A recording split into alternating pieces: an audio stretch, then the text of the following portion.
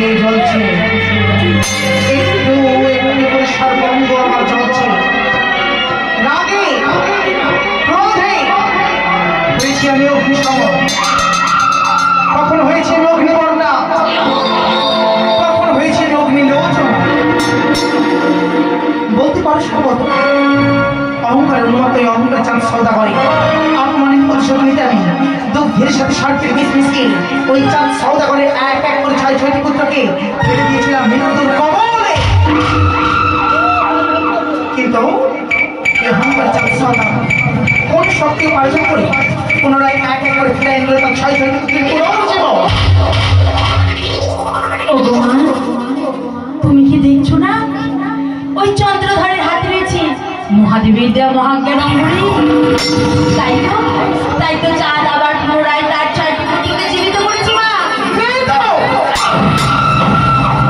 কি শোনালে তুমি মরে? মহাজ্ঞান রাত্রমণি অঙ্গুরি, মহাজ্ঞান রাত্রমণি অঙ্গুরি, মহাজ্ঞান রাত্রমণি অঙ্গুরি। এমন অঙ্গুর যদি প্রতি মানবী মস্ত থাকে, কি হোক বুঝিবে না দেবী বলে, কি হোক মানিবে না দেবী বলে মরে। বড় নেই তো বড় ওই শিব প্রদত্ত মহাজ্ঞান রাত্রমণি অঙ্গুরি কেমনই করিব হর। মা যাও, মা যাও, ওই সরকার কোন করকার রূপ ধারণ করে ছড়ে বলে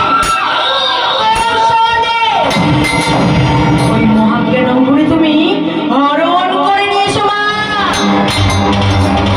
উত্তম উত্তম উত্তম উত্তম যুক্তি দিয়েছ, সত্যি তোমার উত্তম যুক্তি দিয়েছ। তাই তোমার কথাকে এই মুহূর্তে নিজ মূর্তি পরিত্যাগ করে মহিম ধারণ করে ওই কালের দিকে ছুটতে ছুটতে চলে যাবো চন্দ্রধারের পাশে। ছড়ে বলে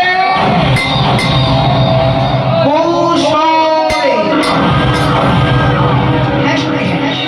নানাবিধ কৌশল অবলম্বন করে মায়ায় মোহিত করে অহংকার চাপ সৌদা করে হস্ত থেকে তিনি হরণ করতে পেরেছি ওই শিব প্রদত্ত মহান রত্নমণি অঙ্গুলি। বৃথাই মোর নাম